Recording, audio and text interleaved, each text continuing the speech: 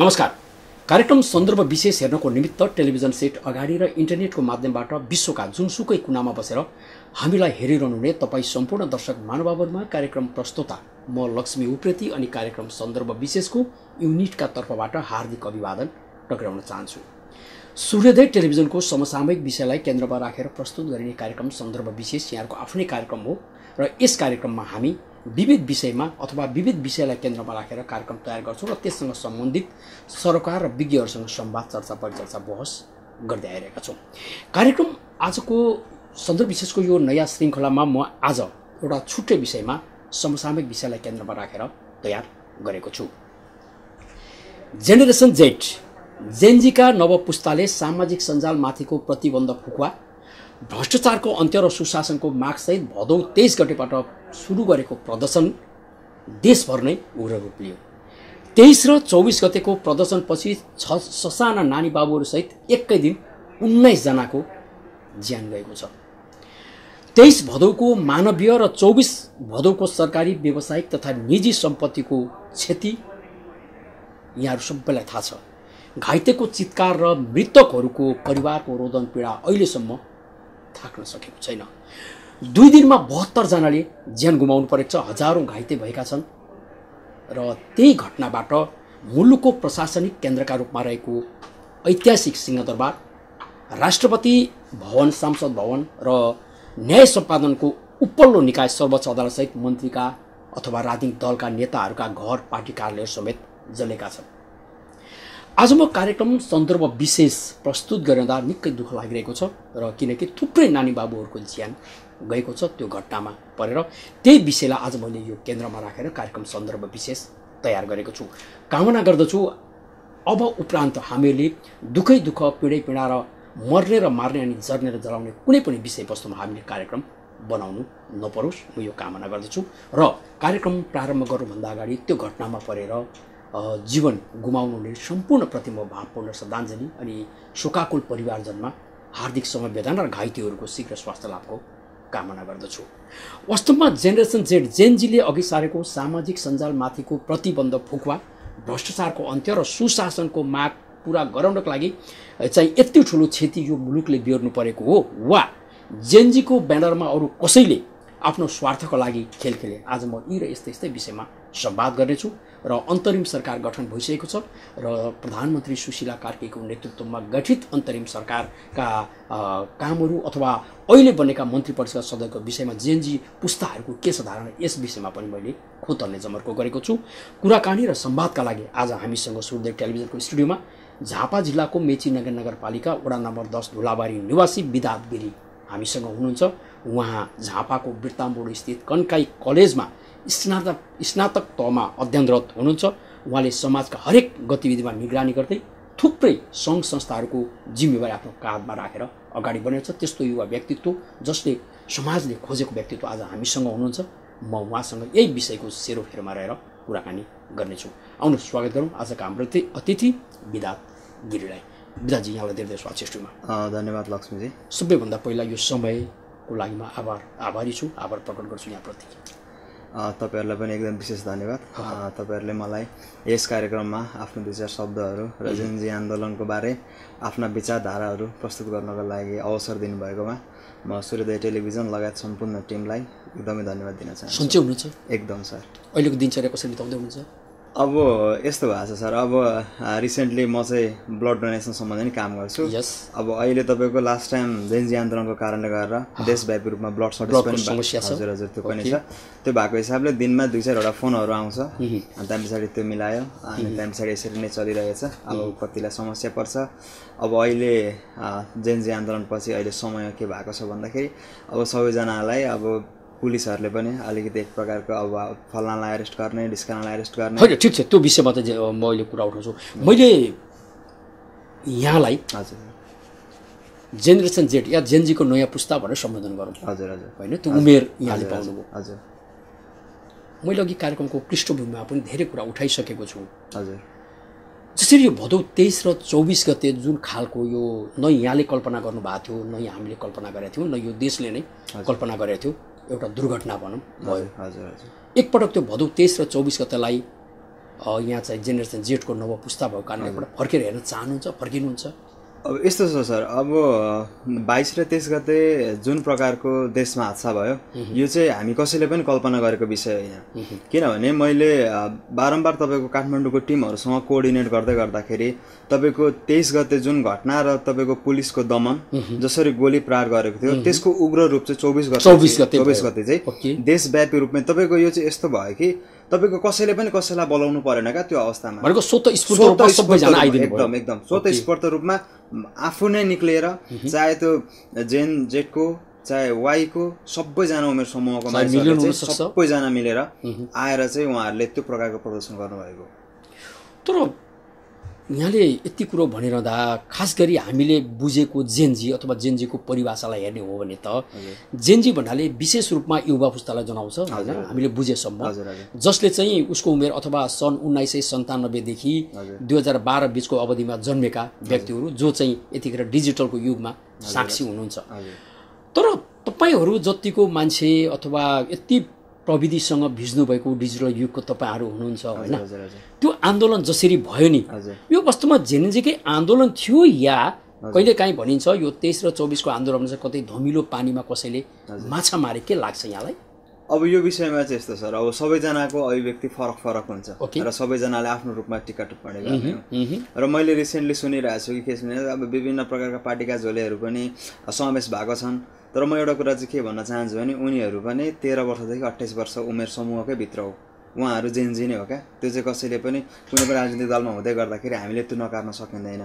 र बाँकी कुरा रह्यो के भने होइन, मैले त्यो भन्न खोजिरहेको छु, मैले तपाईँसँग राखेको जिज्ञासा मात्र के हो भने आन्दोलन त चल्यो स्वतःस्फूर्त रूपमा हैन, तपाईले फेसबुकबाट आह्वान गर्नुभयो हैन, व्हाट्सएपबाट आह्वान गर्नु सबैजना आउनु, मात्रै मैले तपाईलाई भन्न खोजेको अथवा तपाईसँग बुझ्न खोजेको कुरा चाहिँ जेनजीले आयोजना गरेको यस्तै खालको आन्दोलनको स्वरूप हो त त्यो भन्न खोजे मात्रै हो। त्यो चाहिँ एकदमै होइन हो, त्यसकारण चाहिँ यहाँ कसैले धमिलो पानीमा माछा मारे कि जस्तो लाग्छ लाग्दैन यहाँलाई? यो चाहिँ मलाई जस्तो के छ भने यसको बारे अलिकति लामै हुन्छ, किनभने जस्तो मैले बिर्ता मोडमा त्यो दिन हाम्रो चाहिँ के थियो भने बिर्ता मोडमा प्रदर्शन गर्ने भन्ने कुरा थियो।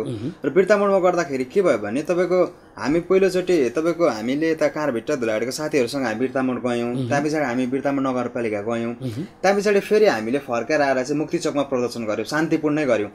र फेरि के भयो भने अब साथीहरू थियो, अब एकचोटि फेरि जाने भनेर तपाईँको भिड कसरी लाग्यो हामीलाई थाहा छैन। फेरि त्यहाँ पछाडि त्यो भिडमा चाहिँ अब स्टुडेन्टहरू पनि थिए, त्यो भएको हिसाबले गरेर हामी पनि उसको पछि लाग्यौँ। त्यहाँ पछाडि गइसकेपछि के भयो भने त्यो भिड चाहिँ त्यहाँ तपाईँको 2 भागमा विभाजन भयो क्या। तपाईँको एउटा भिड तपाईँको बाटोदेखि एक साइडमा बस्यो, अर्को पछाडि बस्यो, र त्यो भिडको पछाडिबाट चाहिँ ढुङ्गाहरू हान्ने प्रहार सुरु भयो क्या। त्यो हेर्दाखेरि उहाँहरूलाई तपाईँले चिन्नुहुन्छ कि चिन्नुहुन्न? त्यो चिनिँदैन सर। तपाईँको उहाँहरूको जुन अभिव्यक्ति छ होइन, त्यहाँ पछाडि उहाँहरूको जुन चालचलन थियो, उहाँलाई त मैले फर्स्ट टाइम देख्दाखेरि त उहाँहरू त्यो ग्रुपमा हुन्न थियो, दोस्रोचोटि आउनुभयो र उहाँहरू चाहिँ ब्याक बसेर चाहिँ ढुङ्गा प्रहार गर्नुभयो। अघि तपाईँ हामीले कुराकानीको सुरुमा उठाए जस्तो कहीँ कतै कसैले धमिलो पानीमा अथवा शुद्ध भन्नुपर्दा घुसपैठ भयो लाग्छ यहाँलाई? त्यसमा एउटा कुरा चाहिँ भनिदिनु त, यहाँहरूले चाहिँ कस्तो खालको आन्दोलनको चाहिँ स्वरूप तयार गर्नुभएको थियो, कस्तो गर्ने, रचनात्मक गर्ने या यस्तै हिंसामा जाने होइन, तपाईँहरूको प्लान थियो होला, कस्तो खालको आन्दोलनको स्वरूप चाहिँ थियो यहाँहरूसँग? यस्तो थियो, अब हामी चाहिँ के छ भने हिंसा हामीले नचाहेको हो, हामीले चाहने भनेको प्याम्पलेट लिएर शान्तिपूर्ण प्रदर्शन गर्ने भनेर हाम्रो प्लानिङ भइसकेको थियो। तर के भयो भने दुर्भाग्यवश के भयो भने मान्छेहरूले के भयो भने तपाईँको हामीले जुन तरिकाले सोचेर हामी अगाडि बढाएको थियौँ, त्यहाँ पछाडि पुलिसको दमन त्यो भएको हिसाबले गर्दा चाहिँ त्यो भिड अलिकति फ्रस्ट्रेटेड भयो क्या। त्यो भिड यति साह्रो एग्रेसनमा पुगिसकेको थियो कि मैले लिएर गएको मेरो प्रहरीको दमनबाट चाहिँ तपाईहरु बढी उत्तेजित हुनुभयो। उत्तेजित हो। ओके। त्यहाँ पछाडि अब तपाईँ काठमाडौँमा त्यो घटना भयो, गोली टाउकोमा प्रहार, त्यहाँ पछाडि त्यो भइसकेपछि के भन्दाखेरि सबै हाम्रै साथीहरू पनि के भयो भन्दाखेरि त्यो स्वीकार्नै सकेनन् क्या। किनभने हामी चाहिँ के छ भन्दाखेरि अहिलेको तपाईँको गभर्मेन्टदेखि लिएर लोकल गभर्मेन्टदेखि लिएरको सबैको करप्सनको एकदमै फ्रस्ट्रेसन छ। त्यो भएको हिसाबले गरेर अटोमेटिकल्ली यो चाहिँ के भयो त्यो माहौल नै तपाईँको एगेन्स्टमा गइदियो क्या। र एगेन्स्ट पनि के भयो भने तपाईँको लिडरहरूकै एगेन्स्टमा गइदियो क्या, त्यो अनकन्ट्रोलमा गयो क्या भिड। त्यो भएको तपाईँहरूले आफूले नियन्त्रणभन्दा बाहिरको कुरा। त्यसो एउटा कुरा भन्नु, जस्तो जेनजी पुस्ताले त कसैलाई नेता मानेर आन्दोलनमा त गएको थिएन अथवा आन्दोलन गरेका थिएन होइन, तपाईँहरू एक्लै एउटा नेता त स्वीकार्नु भएको थिएन। त्यो आन्दोलनमा जेनजी मात्रै थिए वा अरू कोही पनि थिए त्यसो भए? भनेको जेन्जीको नेतृत्व गर्दा गर्दाखेरि अरू बाहिरबाट यस्तो थियो। अब जेन्जी किनभने कुरा त थुप्रो आएको थियो होइन, काठमाडौँ महानगरपालिकाको मेयर साहबको कुरा आएको थियो, दुर्गा प्रसाईजीकै कुरा आएको थियो होइन, पछिबाट शोधनजीको कुरा आयो। त्यसले गर्दाखेरि चाहिँ यस्तो छ सर, अब के भयो भने सबैजनाले सही समयमै वेट गर्नु हुँदो रहेछ भन्ने कुरा पनि यहाँबाट बुझ्यो होइन। त्यहाँ पछाडि के भयो भने अब यो जेन्जी भनेपछि त एकदम युथहरूको भइसकेपछि के भन्दाखेरि सबैजनालाई यतिखेर चाहिँ हामीले उनीहरूलाई सहयोग गरेर जस्तो गऱ्यौँ भने त्यो भिडलाई क्याप्चर गरेर त्यो चाहिँ हामीले युटिलाइज गर्न सक्छौँ आफ्नो तपाईँको पोलिटिकल करियरको लागि भन्ने एक प्रकारको आयो। त्यो भएको हिसाबले गर्दा पनि उहाँहरूले चाहिँ आफूलाई व्यक्तिगत बेनिफिट लिनको लागि त्यो भएको, तर हामीले एक्सेप्ट गरेनौँ। तपाईँको दुर्गा प्रसाईले पनि आउने भन्ने कुरा थियो, तर उहाँलाई एक्सेप्ट गरेनौँ। तर उहाँले के जस्तो पछि तपाईँको बिएनसीले फ्रीमा मेडिकल सर्भिस दिनुभएको थियो होइन, त्यसको लागि चाहिँ एकदमै थ्याङ्क्स भन्न चाहन्छौँ। तर के हो भने हामीले त्यो प्रकारको अघिल्लो दिन त गइवरी फोटो खिचाएर जेन्जी समूहले चाहिँ हजुर उहाँसँग एकदम त्यो फोटो सार्वजनिक पनि गरेको थियो हजुर होइन। पछिबाट चाहिँ काठमाडौँ महानगरपालिकाको मेयर साहबले चाहिँ दुर्गा प्रसाईलाई तपाईँ यो कार्यक्रममा नआइदिनुहोस् भन्नुभयो भन्ने कुरा पनि आइरहेको हो। यो विषय चाहिँ एकदम हो होइन। अब दुर्गा प्रसाईजी पनि कस्तो भने उहाँले पनि जेन्जीको आन्दोलनमा सरिक हुने खालको उहाँले एक प्रकारको इच्छा जाहेर गर्नुभएको, तर पनि के थियो भने हामीले नै एक्सेप्ट नगर्यो। किनभने यो भनेको चाहिँ एकदम विशुद्ध तपाईँको 13 वर्षदेखि 28 वर्ष उमेर बिचका साथीहरूको आन्दोलन हो। त्यो भएको हिसाबले गरेर हामी चाहिँ कसैलाई पनि नेतृत्व मान्दैनौँ, किनभने भोलि हाम्रो जुन माग छ त्यो अलिकति ओझेलमा पर्न सक्छ होइन। जुन प्रकारको आवाजहरू हुन्छन् त्यो आवाजहरू चाहिँ अलिकति डगमगाउन सक्छन् भएको हिसाबले गरेर हामीले चाहिँ उहाँलाई तपाईँको एक्सेप्ट चाहिँ नगरे हो। तर तपाईँले यसो भनिरहँदा जति बेला 23-24को घटनापछि होइन विभिन्न तर्कहरू आए, कुराहरू आए, त्यहाँ केसम्म भन्ने कुरा हामीले सामाजिक सञ्जालमा विभिन्न राजनीतिक दलहरूसँग आबद्ध युवाहरू होइन, राजावादीहरू, राष्ट्रिय स्वतन्त्र पार्टीका नेता कार्यकर्ताहरू, अब साँच्चै भन्नुपर्दा दुर्गा प्रसाईजीको पनि नाम जोडिएर उहाँका मान्छेहरू चाहिँ विभिन्न स्वार्थ समूहहरू आए, यी चाहिँ भिडियोले पनि देखायो, तस्बिरले पनि देखायो भन्ने निकै कुराहरू आइराखे। के भन्नुहुन्छ यहाँ? अब यस्तो छ सर, अब के हो भने जेन्जीको ठ्याक्कै भन्दाखेरि तपाईँको 1997 देखि 2012 बिचको तपाईँको जन्मेको युवाहरूको समूह जसको अहिलेको उमेर भनेको 28 देखि तल हुन्छ। के हो भने जस्तो जुनसुकै राजनीतिक दलमा भइसकेपछि यदि उसको उमेर चाहिँ 28 देखि तल छ भने त जेन्जी होइन। तर पनि के छ भन्दाखेरि हामीले तपाईँको कुनै राजनीतिक दलमा आस्था राख्दै गर्दाखेरि हामीले उसलाई चाहिँ तँ नआइज भनेर भन्नु हुँदैन। तपाईँले त भन्नुभएको थियो कुनै पनि दलका झोलेहरू हुनुहुन्छ होइन, झोलेहरूको चाहिँ यस्तो हो। जस्तो झोलेहरूको विषयमा चाहिँ के हो भने जस्तो कतिपय के हुन्छन् भने हामीले पनि देखाएको छौँ नि त, कतिपय मान्छेहरू के छन् भने आफ्नो राजनीतिक दलका शीर्ष नेताहरूले जतिसुकै गलत कदम उठाए पनि होइन यो त सही नै हो भनेर उहाँहरूको पछाडि चाकडी गर्दै हिँड्ने, गलतलाई गलत भन्न सक्नु पर्यो। हाम्रो उद्देश्य चाहिँ के हो भने यदि युवा साथीहरू जसले चाहिँ आफ्नो राजनीतिक दलभित्र पनि विद्रोह गर्नुभएको छ, सत्यको लागि लड्नु भएको छ, उहाँहरूलाई चाहिँ हामीले स्वीकारिएको हो। तर जुन साथीहरूले चाहिँ आफ्नो तपाईँको कार्यकर्ताको रूपमा मात्रै काम गर्ने होइन, उसलाई चाहिँ तपाईँको होइन उनीहरूले गलतै भन्ने त्यस्ता व्यक्तिहरूलाई चाहिँ हामीले एक्सेप्ट नगरेको र भोलिको दिनमा हामी एक्सेप्ट गर्दैनौँ। तपाईँले कल्पना गर्नुभएको थियो यो जेन्जी पुस्ताले आन्दोलन गर्नु अघि हजुर चाहिँ तपाईँले यसो कहिलेकाहीँ कल्पना गर्नुभएको थियो कि 2 दिनमा चाहिँ यो सरकार ढल्छ भनेर आकलन गर्नुभएको थियो? यो चाहिँ थिएन सर, तपाईँहरूसँग यो एजेन्डा पनि थिएन, एकदम खास गरी तपाईँहरू 3टा एजेन्डा लिएर अगाडि जानु भएको थियो, तर 2 दिनमै सरकार परिवर्तन भयो। यो कस्तो यो जादुको डन्डी जस्तो लागेन यहाँलाई? यो चाहिँ एकदमै के भयो कसरी सम्भव भयो? यो चाहिँ यस्तो भयो सर। यो विषयमा चाहिँ के हो भने हामीले यति छिटो हामी सफल हुन्छौँ भन्ने तपाईँको हामीले कसैले सोचेको थिएनौँ। यसलाई चाहिँ तपाईँहरू हामी सफल भग्यो भनेर महसुस गर्नु भएको छ? सफल भन्ने कुरा यस्तो सर, किनभने हाम्रो जुन सरकारलाई हामीले गिराउनु पर्ने थियो होइन, होला हाम्रो तपाईँको भौतिक संरचनाहरू त्यो प्रकारको तोडफोड उद्देश्य थिएन, तर पनि के थियो भने हामी यो सरकारलाई चाहिँ ढाल्नै हो। यस, तर यो चाहिँ हामीले के भने एकदम छिटो समयमा, तर सुरुको माग त यहाँहरूको त्यो थिएन, तपाईँहरू 3 सूत्रीय मागमा अगाडि बढ्नु भएको थियो। हजुर हजुर हजुर होइन, तर ओली नेतृत्वको सरकारलाई ढालेर हजुर अन्तरिम सरकार गठन गरेर सुशीला कार्कीलाई प्रधानमन्त्री बनाउने योजना त एजेन्डा त यहाँहरूसँग थिएन? त्यो थिएन, यस्तो भएको छ सर। जस्तो यो चाहिँ के भयो भने तपाईँको हामीले 2 दिनमै त्यो जस्तो त्यो घटना भइसकेपछि हामी आफै नै तपाईँको काठमाडौँको टिमहरू नै हामी सबैजना अन्यलमा पऱ्यौँ कि अब के गर्ने भन्ने कुरा, किनभने हामीले त्यो प्रकार सोचेका थिएनौँ र हामी सबैजना के थियो भने कानुनी रूपमा त्यति धेरै विज्ञ पनि थिएनौँ। त्यो भएको हिसाबले गर्दा त्यहाँ पछाडि अब हाम्रो टिमको साथीहरूले चाहिँ के भयो भने अब बालेन समक्षतिर जाने भन्ने कुरा भयो होइन, 200 जना टिमले बालेनतिर गयो। त्यहाँ पछाडि अब बालेनसँग जाँदै गर्दाखेरि के छ भने उहाँ त अहिले काठमाडौँ महानगरपालिकाको मेयर हुनुहुन्छ, तर अब यदि उहाँ प्रधानमन्त्री आउने हो भने त तपाईँको ओन्ली फर 6 मन्थ्स, त्यहाँ पछाडि त उहाँ फेरि चुनाव लड्न पनि पाउनुहुन्न। तर के छ भने बालेनलाई चाहिँ सबैजनाले स्वीकारेको व्यक्ति भएको हिसाबले गरेर हामीले चाहिँ उहाँलाई 6 महिनाको लागि लामो बालेनजी फेरि जेनजी पुस्तामा गनिनुहुन्छ होला र तपाईँले किन आफ्नै जेनजी पुस्तालाई प्रधानमन्त्री बनाउन सक्नुहुन्न? तपाईँ बालेनजी खोजिरहनुहुन्छ खालि? होइन, यस्तो हो सर। अब जेनजीले चाहिँ अब किन सकेन भन्दाखेरि चाहिँ तपाईँको अघि हामीले भने विधातगिरी यो मुलुकको प्रधानमन्त्री हुनु पर्यो के म देख्न चाहन्छु, म हेर्न चाहन्छु। तपाईँ जेनजी पुस्ता हो, तपाईँ किन बालेनजीको पछि कुद्नुहुन्छ? किन सुशीला कार्कीको पछि कुद्नुहुन्छ? अब यस्तो छ सर, अब अहिले नै के छ भने हामीले तपाईँको जेनजीले चाहिँ तपाईँको अहिले नै हाम्रो स्वार्थ भनेको कसैले नेतृत्वमा गएर त्यहाँपछि अब अघि नै भनिसकेला हाम्रो कुनै तपाईँको नेता छैन। त्यो भएको हिसाबले गरेर तपाईँको हामी बिच पनि म हुने फल्ना हुने भन्ने कुराहरू आयो। त्यहाँ पछाडि वाइ बालेन भन्दाखेरि चाहिँ जस्तो बालेनजीले अहिलेसम्म जे जति काम गर्नुभएको छ युवाहरूको पक्षमा गर्नुभएको छ। त्यो भएको हिसाबले गरेर उहाँको लोकप्रियताको हिसाबले उहाँको काम अनुसारले त्यो भएको हिसाबले गरेर अहिले हामी युवाहरू चाहिँ केही समयको लागि कमसेकम अब एटलिस्ट अनुभव अरूबाट हेर्ने सिक्ने त्यहाँपछि अब देश चलाउन जाने गर्दा सट्टै जाने भन्ने यसको धेरैवटा आधारहरू हुन्छ। कूटनीतिक सम्बन्ध कसरी विस्तार गर्ने भन्ने कुरा हुन्छ। त्यहाँपछि यो सबै विविध विषयमा त तपाईँहरूले हामी त अझै पनि अन्यलमा छौँ नि त, अझै अलिकति अपरिपक्व छौँ नि त। यो भएको हिसाबले गरेर यो समयमा हामी अब आफूले अध्ययन गर्ने हो, यो विषयमा अझै हामी तपाईँको स्ट्रङ हुने हो, दह्रो हुने हो। त्यहाँ पछाडि अबको केही समयमा चाहिँ हाम्रो नेतृत्व आउने भन्ने कुरा छ। भनेको तपाईँहरू निर्वाचन पर्खदै हुनुहुन्छ? हजुर हजुर सर।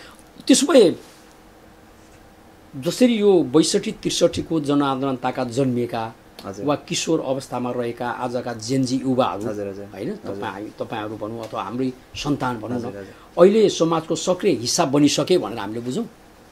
हजुर, त्यसरी बुझ्नु पर्यो। हजुर हजुर। त्यसो भए त त्यसो भनिरहँदा त अब उनीहरूले चाहिँ राजनीतिक दलहरूको विगतको यात्रा जस्तो हाम्रो देशमा विभिन्न होइन राज्य व्यवस्थाको लागि आन्दोलन भएका छन् त्यो भयो।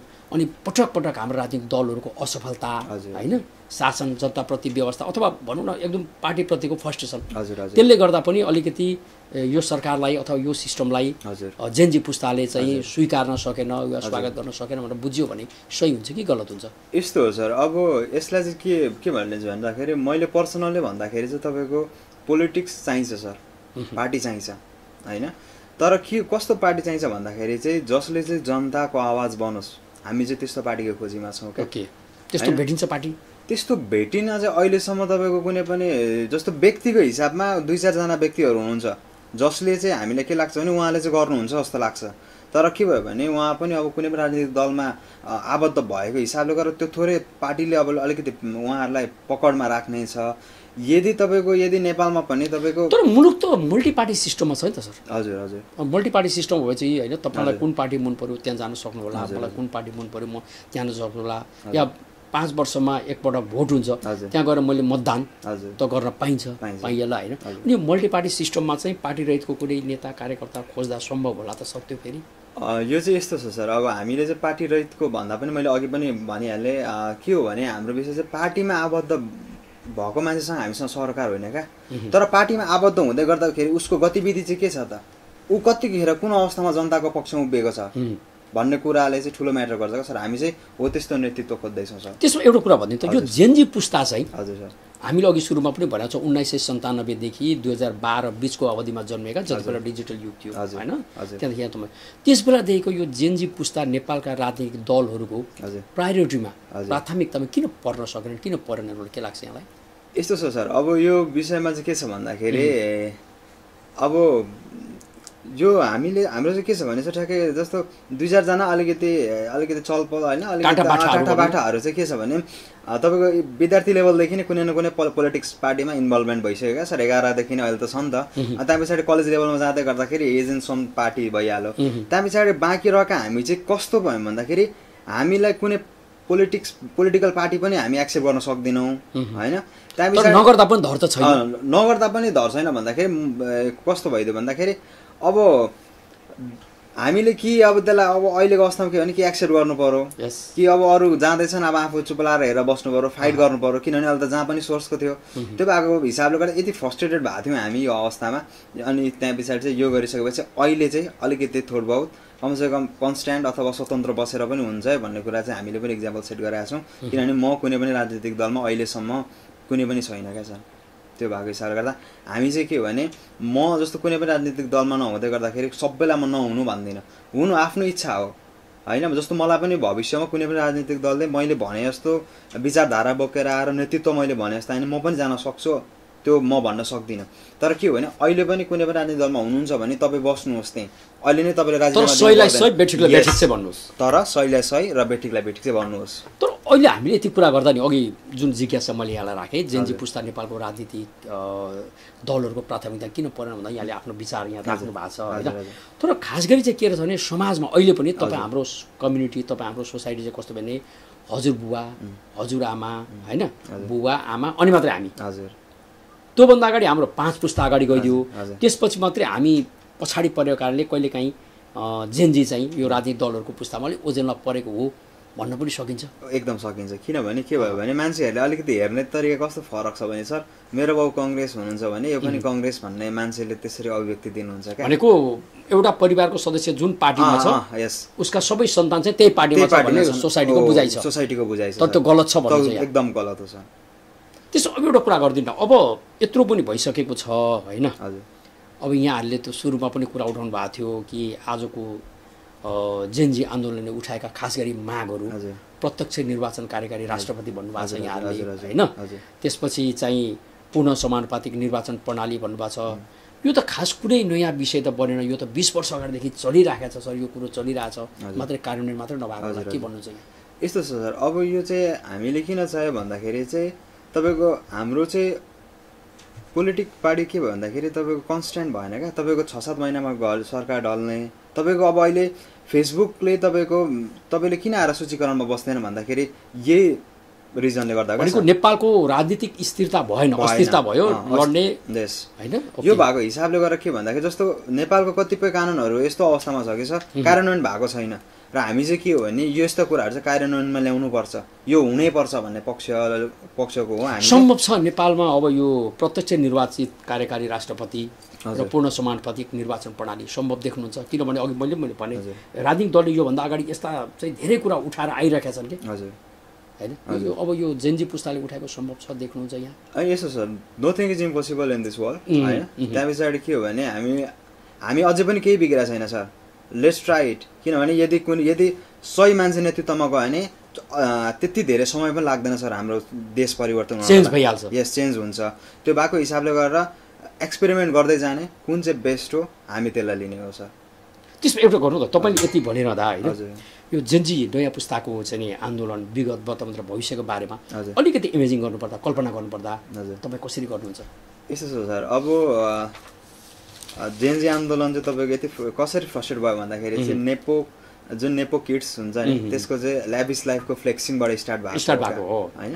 त्यहाँ पछाडि त्यो प्रकारको अहिले के भयो भन्दाखेरि अब अहिले विभिन्न शीर्ष नेताहरूको घरमा पनि तपाईँहरूले देखिसक्नु भएको छ अब अलिकति राम्रै पैसा पनि उडिरहेको अवस्था पनि छ त्यो भएको हिसाबले गरेर हामीले चाहिँ के हो भने हामीले अहिले चाहिँ के छ भन्दाखेरि अहिलेसम्ममा हामी जे जति काम भयो यसको लागि अलिकति ओके नै छौँ र फ्युचरमा के छ भन्दाखेरि कमसेकम अब चाहिँ तपाईँको करप्सन गर्नुभन्दा अगाडि एटलिस्ट मान्छेहरूले चाहिँ 10 चोटि सोच्नुहुन्छ यो वातावरण हामीले बनाइसक्यौँ क्या छ अब अहिले के भयो भन्दाखेरि एटलिस्ट मान्छेले चाहिँ करप्सन गर्नुभन्दा अगाडि चाहिँ जेनजीले त्यसो गराएको थियो यस अब अहिले हाम्रो चाहिँ के भइरहेछ भन्दा हामी अब वार्डमा तपाईँको जेनजी टिम गठन गर्छौँ जसलाई चाहिँ के छ भन्दाखेरि कुनै पनि राजनीतिक दलको कार्यक्रम होस् वार्डले जुनसुकै कार्यक्रम गरोस् त्यसमा एकजना वार्डको प्रतिनिधिले जेनजीलाई समावेश गराउनुपर्छ किनभने उसले त्यहाँ चाहिँ गएर उसलाई पनि बोलाएर उसको सहभागिता हुनु पर्यो चाहे नगरपालिकामा होस् सबै स्थानीय निकायहरूमा होइन सबै ठाउँमा जेनजीको सहभागिता अब एकदमै आवश्यक छ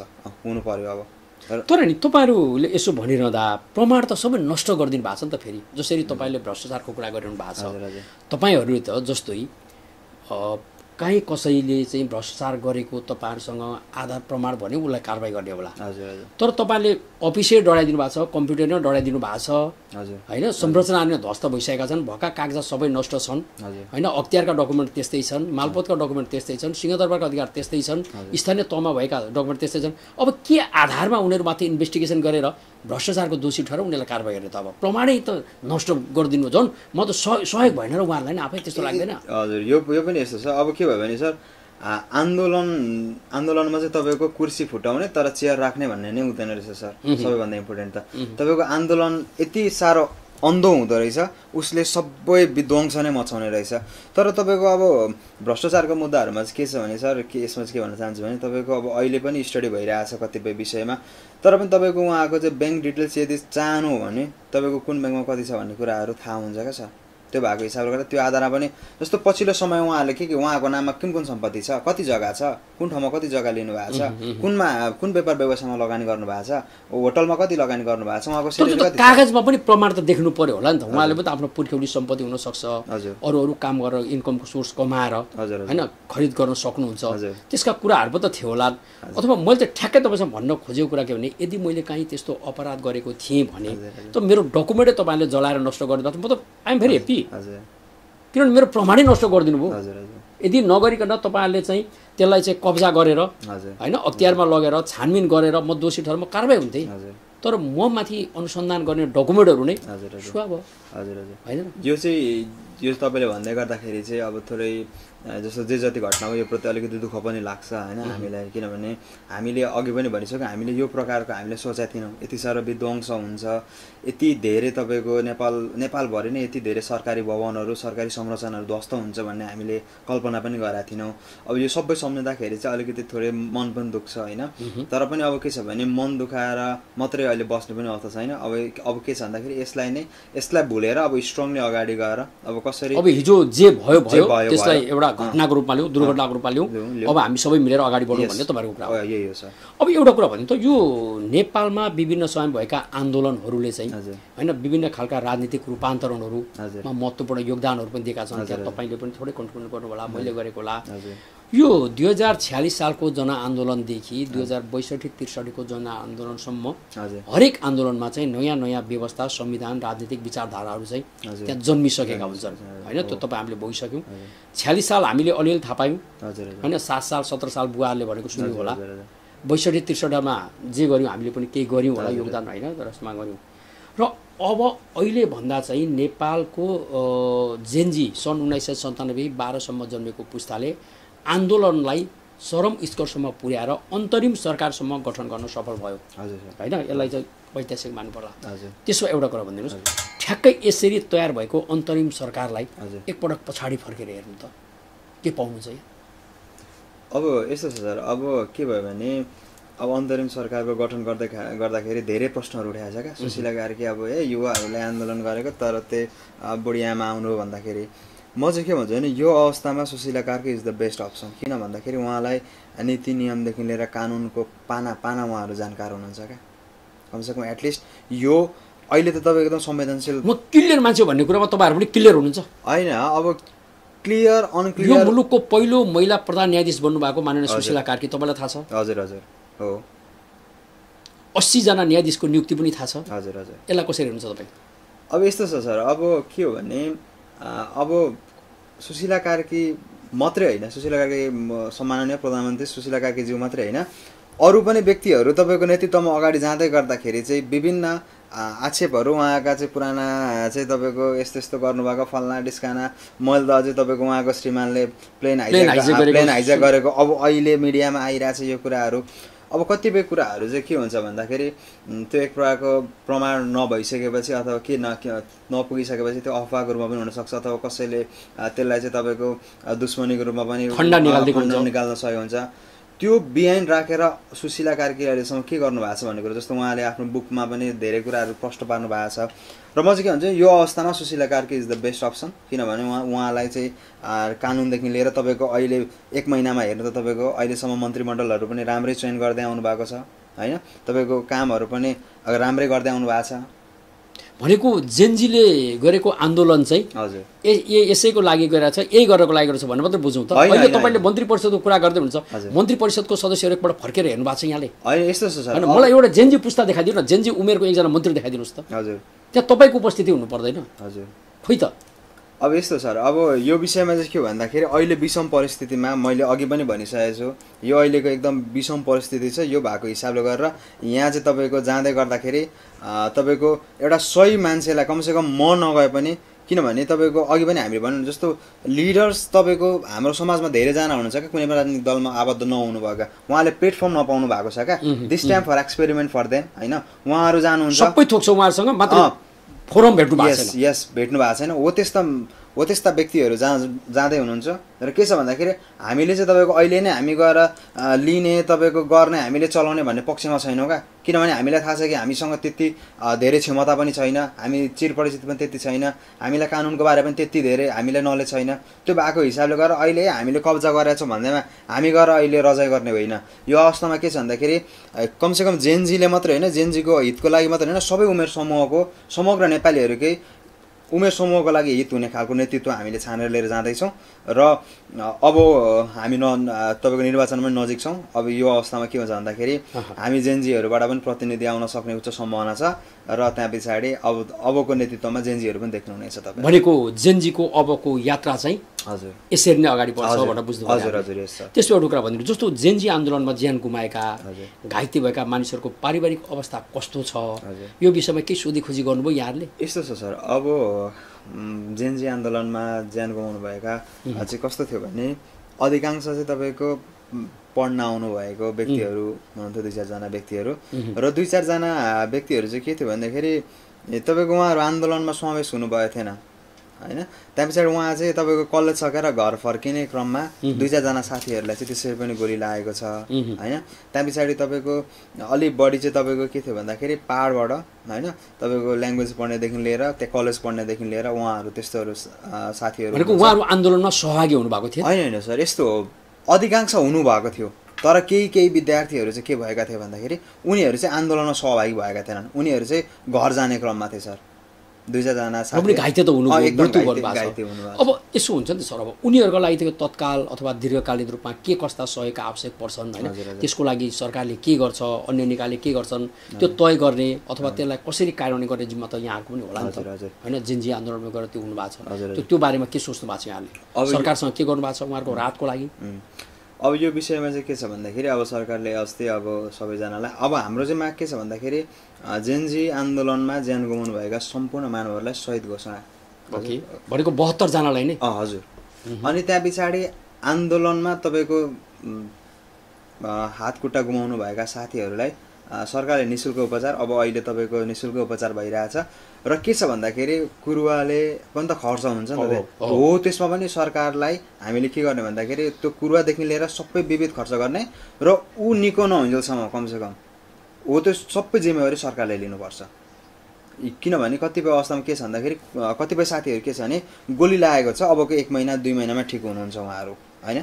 त्यो भएको हिसाबले गर्दा हो त्यो ठिक नहुन्जेलसम्म पनि सरकारले उहाँको सम्पूर्ण जिम्मेवारी लिएर अभिभावकत्व ग्रहण गरेर उसलाई निको नहुन्जेलसम्म सरकारले उहाँलाई सेवा सुविधा दिइराख्ने र तपाईँको दुर्घटनामा परेर होइन तपाईँको अब अङ्गहरू गुमाउनु भएका साथीहरूलाई चाहिँ के छ भन्दाखेरि उहाँहरूले पाएक पर्ने जुनसुकै रोजगारी होस् होइन सरकारले उपलब्ध गराउनुपर्छ, त्यो रोजगार पाउनुपर्छ। यहाँ कतिजना घाइतेलाई भेट्न कहाँ पुग्नुभयो? घाइतेहरू चाहिँ जस्तो यस्तो छ सर, अब मैले चाहिँ पर्सनली तपाईँको काठमाडौँतिर अब मैले साथीहरूलाई फोन गरेर त्यहाँ बुझेँ। हामीले त्यो घाइते के भने हामीले ब्लडको काम गऱ्यौँ त्यो अवस्थामा सर होइन। किनभने तपाईँको त्यो अवस्थामा म अब आन्दोलन सकेर म घर आएँ, त्यहाँ पछाडि तारको तार फोन आउनु थाल्यो क्या। त्यहाँ पछाडि अब म उहाँबाट यहाँ त्यो कर्फ्यू लागेको छ, मलाई तपाईँको सम्भव छैन। तर मैले के गरेँ भन्दाखेरि मेरो एकजना यहाँ विश्वास दाइ हुनुहुन्थ्यो होइन, त्यहाँ पछाडि दाइहरूसँग कोअर्डिनेट गरेर त्यहाँ पछाडि हामीले त्यो अवस्थामा चाहिँ ब्लडको काम गराएको थियौँ सर। कमसेकम एटलिस्ट आफ्नो भूमिका निर्वाह यहाँले गर्नुभयो। हजुर। अब झापामा पनि हेर्ने हो भने 3-4जनाको ज्यान गएको छ होइन। अर्जुन धारामा गोपाल सेडाईजीले ज्यान गुमाउनु भएको छ, दिनेश राजवंशीले ज्यान गुमाउनु भएको छ, पाँचथरको हाम्रो एकजना साथीले यहीँ ज्यान गुमाउनु भएको छ। मृतकको परिवारसँग यहाँहरू पुग्नुभयो तिनै ठाउँमा? यस्तो छ सर, अब हाम्रो सेडाईजी चाहिँ मेरै साथीको आफ्नो मान्छे हुनुहुँदो रहेछ। मैले त्यहाँ घरमा पुग्नुभयो, शोकाकुल परिवारलाई भेट्नुभयो यहाँले? होइन, मैले त्यो परिवारसँग चाहिँ भेट्ने चाहिँ अहिलेसम्म चाहिँ भेटेको छैन। र के छ भन्दाखेरि हाम्रो टिमसँग के कोअर्डिनेट भइरहेछ भन्दाखेरि अहिले चाहिँ अब हामी सबैजनाको घर घरमा जाउँ, के छ उहाँहरूको आवश्यकता होइन, त्यहाँपछि उहाँहरूको माग के छ, अब चाहिँ के गर्दछ भन्ने जस्तो लाग्छ, त्यो कुराहरू टिपोट गरेर लिएर आउँ। ऋण खोजेर हामी काम गर्दैछौँ, क्रिया गर्दैछौँ भन्ने सम्मको क्रिया प्रतिक्रिया आएको थियो। हजुर। तपाईँहरूसँग कतिको आयो होइन? हजुर हजुर। ऋण खोजेर हजुर जेनजी आन्दोलनमा मृत्यु भएकाहरूको काम गर्नको लागि हामीले ऋण हजुर यो यही पीडा छ कि हजुर हजुर कसरी सम्बोधन गर्नुहुन्छ? हामीले पनि के छ भन्दाखेरि यही कुराहरू आइसकेपछि मलाई पनि फोन आएको थियो। त्यो भएको हिसाबले मैले के भनेको छु भन्दाखेरि भोलिको दिनमा चाहिँ हामी सबैजना साथीहरू चाहिँ गएर मैले अघि पनि भनिहालेँ उहाँहरूको के छ माग होइन, उहाँले कस्तो प्रकारको चाहनुहुन्छ, उहाँहरूको इच्छा के छ र हामीले के गर्न सक्छौँ भन्ने विषयमा भोलि हामी छलफल गरेर यसको निष्कर्ष निकाल्दैछौँ सर। भनेपछि घाइते र मृतकको परिवारसँग तपाईँहरू जोडिनुहुन्छ। हजुर हजुर। अब अघि हामीले थोरै एउटा निर्वाचनको कुरा गऱ्यौँ, अन्तरिम सरकारको कुराकानी गऱ्यौँ होइन। अब के गर्नु भने अन्तरिम सरकारमा जेनजी पुस्ताको उपस्थिति छ या छैन त्यसलाई एकातिर राखौँ होइन। अहिले किनभने हामीले मन्त्री परिषदको सदस्य पनि देखिसक्यौँ र उहाँहरूको उमेर पनि सायद तपाईँ हामी विज्ञ नै छौँ। अब यो फागुन 21मा होइन, फागुन 21मा चाहिँ अब निर्वाचनको मिति तोकिसकेको छ, चुनाव हुन्छ हुँदैन तपसिलका कुरा होला। आगामी प्रतिनिधि सभा निर्वाचनमा जेनजी पुस्ताको सहभागिता कसरी हुन्छ नम्बर 1। नम्बर 2 निर्वाचनमा जेनजी सोच भएका दललाई साथमा लिएर जाने हो वा तपाईँहरू जस्तो नौजवान तपाईँको अनुहारमा आज मैले यहाँ एउटा यो देशको प्रधानमन्त्रीको अनुहार देखिरहेको छु होइन, यो देशको राष्ट्रपतिको अनुहार देखिरहेको छु। किनभने युवा भनेका मुलुकको मेरुदण्ड हुन् भन्ने कुरो मेरो बुझाइ हो। अब मलाई भनिदिनुहोस् तपाईँहरू स्वतन्त्र उम्मेदवार उठाएर जानुहुन्छ या कुनै दललाई साथमा लिएर जाने हो चुनाव जित्नको लागि? जेनजीको यात्रा चाहिँ अथवा निर्वाचनमा कसरी जानुहुन्छ निर्वाचनको दौरानमा यहाँहरू? ओके, यो विषयमा चाहिँ के छ भन्दाखेरि मैले अस्ति तपाईँको हाम्रो जेनजी साथीहरूसँग जुमको थ्रुबाट मिटिङ बसेको थिएँ। ओके, त्यहाँ पछाडि हामीले बस्दाखेरि के भयो भन्दाखेरि मैले जस्तो कुराहरू के एउटा भने सबैजनालाई मैले चाहिँ तपाईँको आफ्नो कुराहरू राख्न अनुरोध गरेँ र त्यहाँ कुरा गर्दाखेरि के भयो भन्दाखेरि चाहिँ कुनै पनि राजनीतिक दलबाट यदि क्वालिफाइड मान्छेहरू निक्लिनुहुन्छ भन्दाखेरि ओके ल ठिक छ, चाहे एमालेबाट निस्कुन् चाहे काङ्ग्रेसबाट निस्कुन् तपाईँहरू सँगै लिएर जाने हो, बोकेर जाने हो। ओके, यदि त्यो हामीले पाइनौँ भने त्यहाँ पछाडि हाम्रो साथीहरू पनि त्यसको लागि तयारी गर्दै गर्नुभएको छ। त्यो भएको हिसाबले गर्दा हामीले हाम्रो जेनजी पुस्ताकै साथीहरूबाट स्वतन्त्र रूपमा फेरि उहाँलाई हामीले अगाडिबाट लिएर जानेछौँ। भनेको तपाईँहरूको आन्दोलन चाहिँ पार्टीप्रतिको होइन, पार्टीभित्र देखिएका मान्छेहरूको विकृति विषयको त्यो त कोही पनि नेकपा एमाले हजुर होइन आफैमा बेठिक भन्ने होइन, तर त्यहाँका केही नेताले चाहिँ पार्टी सक्यो भन्ने तपाईँहरूको निष्कर्ष हो। यही हो सर होइन? हजुर, तपाईँहरू आज एकजना कोही एमालेको मान्छे देख्ने बित्तिकै खनिने पनि होइन।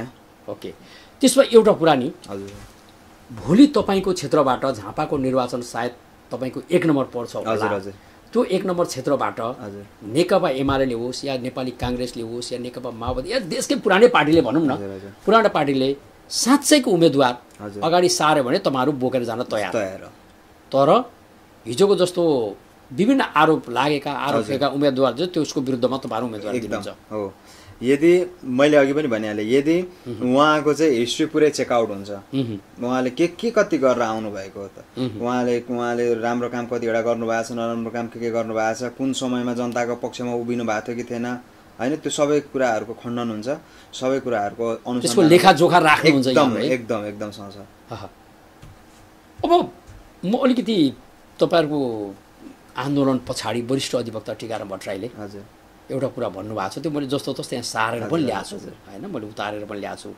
उहाँले के भन्नुभएको छ भने वरिष्ठ अधिवक्ता टीकाराम भट्टराई भन्नुहुन्छ युवा पुस्ताको कार्यकारी प्रमुख निर्वाचनबाट ल्याउने सपनाको हत्या अहिलेको अन्तरिम सरकारले गर्यो भन्नुभएको छ। के भन्नुहुन्छ तपाईँ? अब उहाँले तर्कसहित भन्नुभएको छ, म सुनाउँछु अहिले।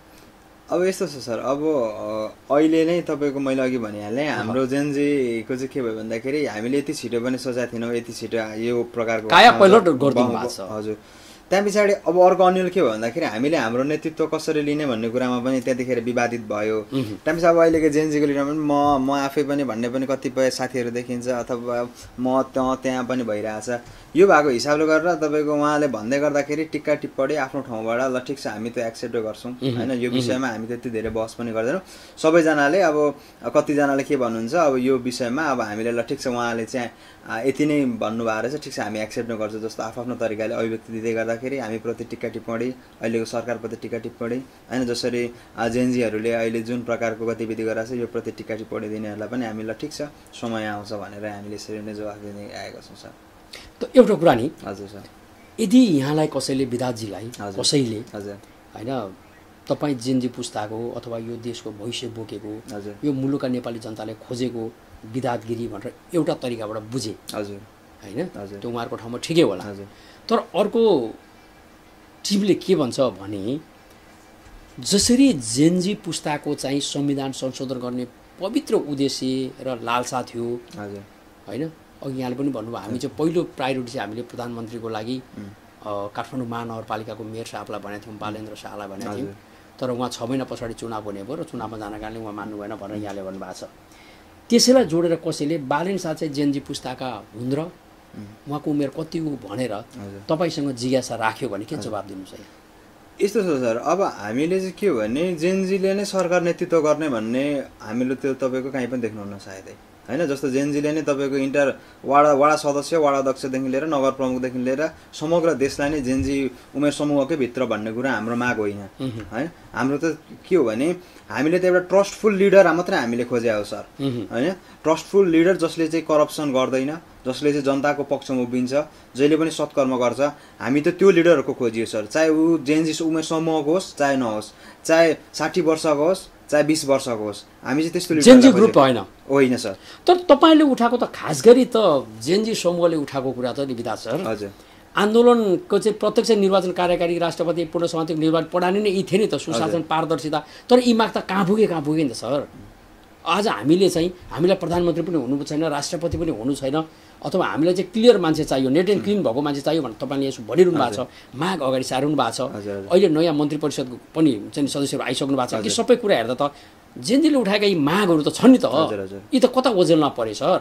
त्यो त खोज्ने होला नि, ती मागहरूको त सम्बोधन गरिदिनु पर्यो होला नि। हजुर, अब यो विषयमा चाहिँ म के भन्न चाहन्छु भन्दाखेरि, अब अहिले तपाईँको हामीले हाम्रो माग अगाडि लिएर गएर त्यहाँ पछाडि चेन्जेस गर्ने भन्दा पनि अब अहिलेको अवस्था सिचुएसन्स क्रिटिकल सिचुएसन छ होइन। अहिले एकदमै च्यालेन्ज छ र अहिले नै तपाईँको कानुन पनि चेन्ज हुँदैन नि त सर होइन। त्यो भएको हिसाबले गर्दा के हो भने अबको निर्वाचन पछि होइन हाम्रो साथीहरू पनि तपाईँको निर्वाचन प्रक्रियाको थ्रुबाट समावेश हुनुहुन्छ। त्यहाँ पछाडि पनि हामीले रोजेका अथवा हामी सबैले अहिले चाहिँ जनताले अलिकति तपाईँको यस्तो रहेछ होइन, अब यस्तो मान्छे रोज्नुपर्छ भन्ने खालको अपेक्षा छ नि त अहिले मान्छेहरूलाई। त्यो भएको हिसाबले गएर समग्र नयाँ नेतृत्व, नयाँ अनुहारहरू लिएर जति पनि मान्छे जानुहुन्छ त्यहाँ पछाडि चाहिँ उहाँहरूको थ्रुबाट चाहिँ हामी सबै गर्नेछौँ सर। ठ्याक्कै तपाईँले अहिले कानुन पनि त चेन्ज हुँदैन सर भन्नुभयो, म त्यसमा अलिकति जोडेँ होइन, फर्केँ। अब अहिले पनि हेर्नु नि प्रतिनिधि सभा त विघटन भइसकेको छ हजुर होइन। प्रतिनिधि सभा विघटन हुँदा कतिको लिगल भयो, कतिको कानुन रूपमा भएको छ, त्यो तपाईँ हाम्रो अध्ययनले देखाउला। अब यो 2072 को संविधानलाई मानेर अहिले पनि अन्तरिम सरकारको प्रधानमन्त्री सुशीला कार्की चाहिँ 2072 कै अन्तरिम संविधानकै टेकेर प्रधानमन्त्री हुनु भएको छ, त्यही धारालाई लेखेर होइन। अब यो 2072 को संविधानलाई मानेर अघि बढिसकेपछि चाहिँ जेनजी पुस्ताले खोजेको आमूल परिवर्तन त्यति सहज छ त? किन हामी त 72 छौँ संविधानमा, हामी त्यही संविधान टेकिरहेका छौँ, संविधान संशोधन भएको छैन होइन। अनि यो सहज देख्नुहुन्छ त तपाईँ जसरी अहिले चुनावको कुरा गर्दै हुनुहुन्छ, हामीले भने जस्तो उम्मेदवार भएन भने हामी यसो गर्छौँ भन्दै पनि हुनुहुन्छ। अनि यो संविधान त मान्नुपर्छ होला मुलुकमा बसेपछि, अनि सम्भव देख्नुहुन्छ त सर यसको लागि यहाँले? अब यस्तो छ सर, अब सम्भव भन्ने चाहिँ अब अलिकति गाह्रै छ यो विषयमा होइन। संविधानै संशोधन भएको छैन, संविधान संशोधन गर्नु त चुनाव जित्नु पर्यो होला होइन, बहुमतको सरकार बनाउनु पर्यो होला। त्यो यी कुराले हेर्दा चाहिँ गाह्रो पनि छ होला एकातिर जस्तो लाग्छ। यो एकदम हामीले पनि यो कुरालाई मनन गरेको कुराहरू हो होइन। यो विषयमा हामी बिच पनि सल्लाह भएको छ। त्यहाँ पछाडि के छ भन्दाखेरि अब यस्तो विषम परिस्थितिमा अब अहिले हामी यो अवस्थामा आएको छौँ, अब यस्तो क्रिटिकल अवस्थामा हामी आफै पनि छौँ क्या। अब हामी जेनजीको अस्तित्व बचाउन लाग्ने हो कि हामीले हाम्रो मागलाई बचाउन लाग्ने हो कि भन्ने कुरामा हामी पनि अन्यलमा छौँ। त्यो भएको हिसाबले गर्दा सिचुएसन गाह्रो छ सर होइन। त्यहाँ पछाडि अब नेतृत्वदेखि लिएर नयाँ नेतृत्व छानेदेखि लिएर सिचुएसन गाह्रो छ। अब यसको लागि अझै थप अध्ययन अनुसन्धान गर्दै जाउँ, अनि त्यहाँ पछाडि के आउँछ निचोड, अनि त्यहाँ पछाडि अगाडि बढ्ने भन्ने नै कुरा छ सर। तपाईँलाई कसैले चाहिँ सचेत जेनजी पुस्ताले खोजेको परिवर्तन हजुर यो सरकार परिवर्तन हुँदैमा अथवा सरकार फेर्दैमा आउँछ त भनेर कहिलेकाहीँ तपाईँहरूलाई प्रश्न पनि तेर्सिन सक्छ, अथवा 6 महिनापछि के त निर्वाचनबाट आएको प्रतिनिधि सभालाई नै उनीहरूले सत्ता त सुम्पिने हो। प्रतिनिधि सभाको निर्वाचन त 6 महिना पछाडि हुन्छ हुँदैन, तपसिलको कुरा हुनु। तर 6 महिना पछाडि भएको निर्वाचनमा जितेर आउने प्रतिनिधि सभालाई नै सत्ता त सुम्पिने हो होइन।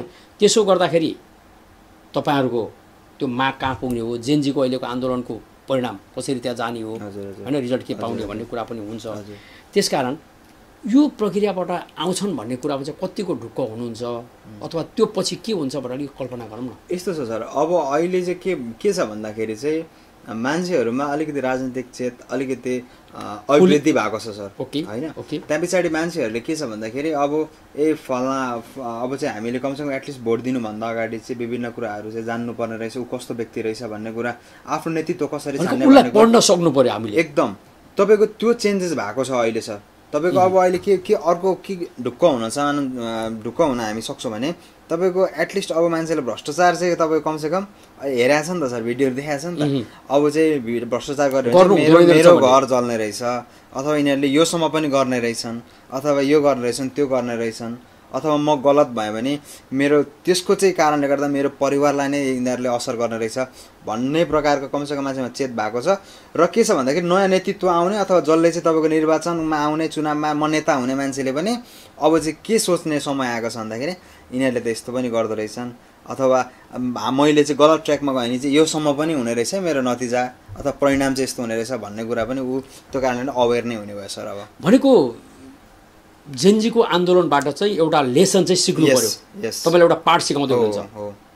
त्यसो एउटा कुरा भनिदिनु त, यो आन्दोलनले तत्कालीन प्रधानमन्त्री केपी शर्मा ओलीलाई हटाएर सुशीला कार्कीलाई अन्तरिम सरकारको पहिलो महिला प्रधानमन्त्री बनायो होइन।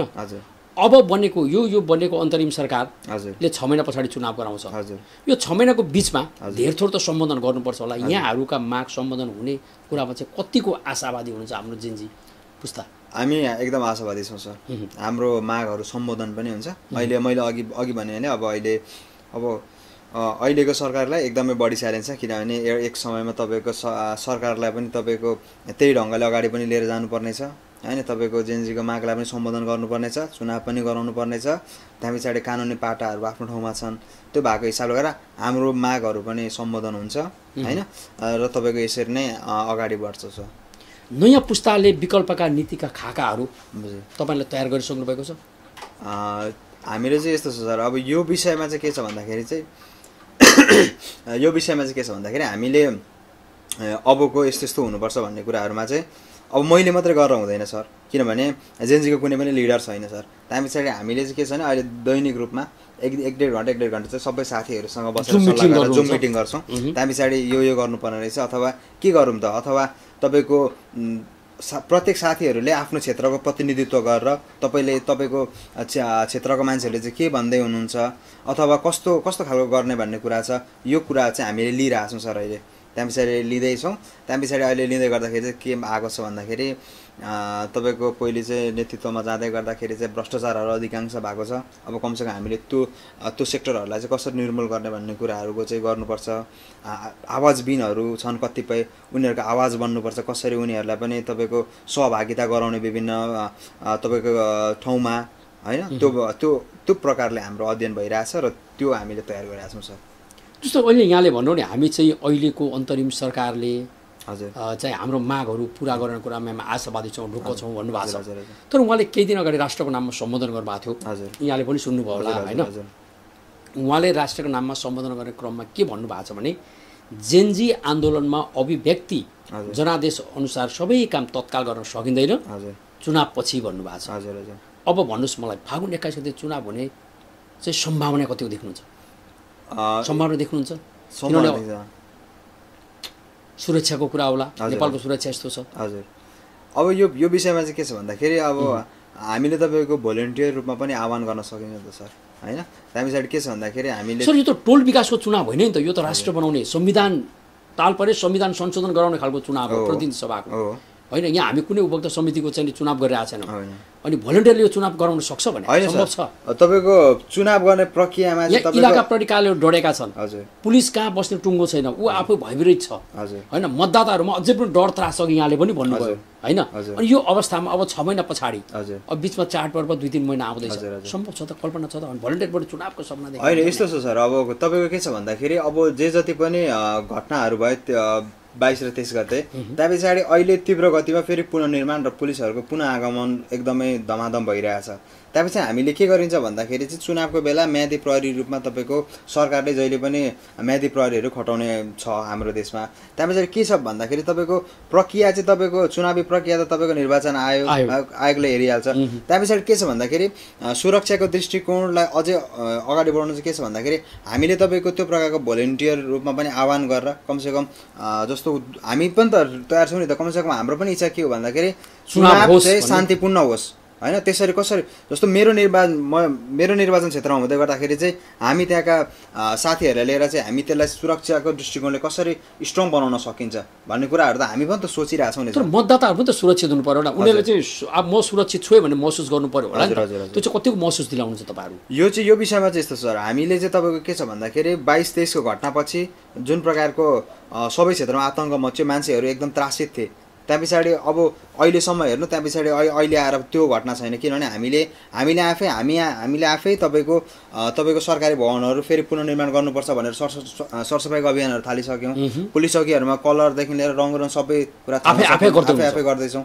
त्यो भएको हिसाबले गर्दाखेरि मान्छेहरूले के छ भन्दाखेरि यिनीहरू चाहिँ बिगार्ने मात्रै होइन बनाउने पनि रहेछ नि भन्ने कुराहरू मान्छेमा एक प्रकारको छाप बसिसकेको छ। त्यो कारणले गर्दा उहाँले हामीलाई ट्रस्ट गर्नुहुन्छ र उहाँहरूलाई पनि के थाहा छ नि, उहाँहरूको मन जितेर यहाँहरू काम गर्नुहुन्छ। यस शुभकामना छ। अब एउटा कुरो हामीले निर्वाचनका कुरा पनि गऱ्यौँ। भोलि चाहिँ नि 21 गते निर्वाचन भएपछि होइन कुन चाहिँ दलले सरकार बनाउँछ आफ्नो कुरा हो। तपाईँहरूको जम्मी चाहिँ भ्रष्टाचारकै कुरा आएर छ, सुशासनको कुरा आइरहेको छ होइन। अब यहाँ चाहिँ के कस्तो छ भने यो अख्तियार दुरुपयोग अनुसन्धान आयोग कतिको विश्वासिलो र भरपर्दो छ भन्ने कुरा हामी विज्ञ छौँ। तपाईँ हामीलाई सबै जग्गा आएर होइन। यो पैसा भएपछि अख्तियार पनि चुप लाग्छ भनेर एउटा जनमानसमा एक खालको छ, त्यो पनि छ। अनि यो विषयमा चाहिँ यहाँहरू कतिको सचेत हुनुहुन्छ? अब यो चाहिँ भनिन्छ नि पुरानो बोतल पुरानो सिसी नयाँ केही भने जस्तै, त्यही नै भइदियो त के नै अर्थ रहेन होइन। यो प्रति चाहिँ अथवा यसमा चाहिँ तपाईँहरू कतिको विश्वास हुन्छ या पुरै कर्मचारीमै संशोधन गरेर लैजानुहुन्छ, सुधार गरेर लैजानुहुन्छ, चेन्ज गरेर लैजानुहुन्छ कि अब यो चाहिँ चुनाव पछाडि आउने सरकारले मिलाउँछ भने त्यो अख्तियार दुरुपयोग पनि त्यसरी नै राख्ने, सम्पत्ति शुद्धिकरण त्यसरी राख्नुहुन्छ? यसमा चाहिँ तपाईँहरू कतिको सचेत हुनुहुन्छ, के गर्नुहुन्छ? यसमा योजनाहरू के छ यहाँहरूको दीर्घकालीन? यस्तो सर, अब हाम्रो चाहिँ नेपालमा के भयो भन्दाखेरि तपाईँको सबैजना यदि स्वतस्फूर्त रूपमा उनीहरूलाई निष्पक्ष रूपमा छोड्ने भने उहाँहरूले राम्रै काम गर्नुहुन्छ सर। अहिलेको हाम्रो विडम्बना के छ भन्दाखेरि पहुँचवाला र पावरवालाहरूले चाहिँ सबै तपाईँको चाहे नेपाल पुलिस होस् होइन, अख्तियार अनुसन्धान होस्, उहाँहरूको अन्डरमा ह्यान्डलिङ भइरहेछ। र हाम्रो माग चाहिँ के हो भने यदि उनीहरूलाई उहाँहरूकै ठाउँमा छोड्ने हो भने कमसेकम उहाँहरूले राम्रो काम गर्नुहुन्छ। उहाँहरूलाई काम गर्न फ्री हुनु पर्यो, हस्तक्षेप गर्नु भएन, राजनीतिक हस्तक्षेप हुनु भएन। त्यसो भए अब हामी कार्यक्रमको अन्तिममा भन्छौँ, म तपाईँसँग दुईवटा जिज्ञासा राख्छु, त्यसपछि म हाम्रो कार्यक्रम एन्डिङ गर्छु। यो जेनजी समूहलाई सही रूपमा सम्बोधन गर्न सकेन भने सरकारले, चाहे जुनसुकै पार्टीको सरकार आओस्, त्यो सरकारले जेनजी समूहलाई सही रूपमा सम्बोधन गर्न सकेन भने त्यहाँ उत्पन्न हुने समस्याहरू के हुन् भनेर भन्न सक्नुहुन्छ? के कस्ता समस्याहरू आउलान्, के कस्ता समस्यासँग सामना गर्नुपर्छ? यस्तो छ, अबको नयाँ सरकारले फेरि जेनजीको मागलाई सम्बोधन गर्न नसकेको खण्डमा के हुन्छ भन्दाखेरि हामीले जस्तो देशव्यापी रूपमा जे जति पनि घटना भयो त्यसको कुनै औचित्य नै भएन होइन। त्यो कारणले गर्दा अब अहिले फेरि कस्तो अवस्था हुन्छ भने हामीले जस्तो जतिजनाले ज्यान गुमाउनु भयो होइन, सबैजनाको त्यो उहाँको बलिदान चाहिँ खेरै गयो होइन। आन्दोलनमा गोली खाने हुने होइन, तपाईँको त्यो सबैजनाको के भने खेर गयो। र एउटा कुरा के भने हामी यो सबै खेर जान दिँदैनौँ होइन, किनभने हामीले देखेका छौँ कि। तर विराटजी तपाईँ यसो भन्दै हुनुहुन्छ, मैले भनेको कुरो गलत पनि हुनसक्ला, तर तपाईँ यति मार्मिक कुरा गर्दै हुनुहुन्छ, जो हिजो घाइते भए उनीहरूप्रति सहानुभूति प्रकट गर्दै हुनुहुन्छ, जोले मृत्युवरण गर्नुभयो उहाँहरूप्रति तपाईँ श्रद्धाञ्जली अर्पण गर्दै हुनुहुन्छ। तर तपाईँहरूले भन्न सक्नु भएन मन्त्री परिषद गठन गरिरहँदा ती हिजो ज्यान गुमाउनेको परिवारबाट, ती घाइतेका परिवारबाट एक-एकवटा मन्त्रालय, एक-एकजना मन्त्री अथवा कोही त विज्ञ त हुनुहुन्छ होला नि त, उहाँहरूलाई सामेल गर्नुपर्छ भनेर तपाईँहरू उभिन सक्नु भएन कि? अब यो विषयमा चाहिँ के छ भन्दाखेरि सर, अब अहिले जस्तो तपाईँले भने जस्तो शहीद परिवारबाट एकजनालाई नेतृत्वमा दिने भन्दा पनि त्यो त उहाँको राइट्सको कुरा थियो। परिवार गुमाएको छ, बुढेसकालको सारा गुमाएको छ, काख रित्तेको छ, सिन्दुर पिछा छ होइन। यो विषयमा चाहिँ अब हामीले त्यो तरिकाले सोचेन। त्यहाँपछि के छ भने अबको समय छ नि त, अब चुनाव नजिकै छ, त्यहाँपछि आउनुहोस्, तपाईँहरूलाई स्वागत गर्छु। अब त चुनावमा जाने होला नि, चुनाव जित्नु पर्यो होला नि, अब त नि आउनुहोस्। यदि कोही हुनुहुन्छ भने म तपाईँको टेलिभिजन मार्फत आह्वान गर्न चाहन्छु कि ओके आउनुहोस्, तपाईँसँग पनि हामी बसेर कुरा गर्छौँ होइन। तपाईँको योजनाहरू के छ, एजेन्डाहरू के छ, आउनुहोस् बसौँ, कुरा गरौँ र हामीले तपाईँलाई कसरी लिएर जाने मात्रै होइन, जिताउने नै हामी त्यो सबै जिम्मेवारी हामी लिन्छौँ। अब एउटा जिज्ञासा यहाँ मेरो, जस्तो जेनजी पुस्ता भनेर हामी भनिरहेका छौँ, यो जेनजी पुस्ताले गरेको सहरी आन्दोलनका बारेमा ग्रामीण क्षेत्रका जेनजी पुस्ताहरू चाहिँ कतिको जानकार रहेछन्, के पाउनु भएको छ यहाँले, एउटा कुरा मेरो त्यो। र उनीहरूले यो आन्दोलन र यसको उपलब्धिबाट कसरी लिएका छन् त्यो, र यी प्रश्नहरू चाहिँ अहिले पनि सतहमा देखिन्छन्, के भन्छ हामी कार्यक्रमको अन्त्यमा छौँ छोटोमा। एकदम यस्तो छ सर, अब यो ग्रामीण र तपाईँको सहरमा चाहिँ जहिले पनि फरक त हुँदो रहेछ र म ग्रामीण क्षेत्रलाई बिलोङ्स गर्छु सर।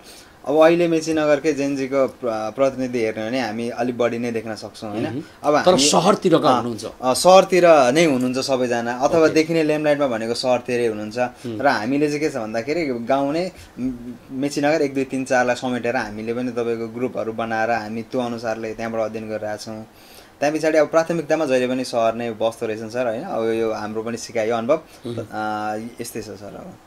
अब यो जेनजीको आन्दोलन केवल वर्तमानको असन्तोष मात्रै हो जस्तो मलाई लाग्दैन, सायद असन्तोष होइन, विगत 2 दशकदेखि थातिरहेको यो असफलताप्रतिको प्रतिक्रिया पनि हुनसक्छ। यसले पुराना राजनीतिक दलहरूले आफ्नो संरचना शक्तिलाई स्वीकार गर्दै नयाँ शासन प्रणालीको खोजी गर्नुपर्छ जस्तो मलाई लाग्छ।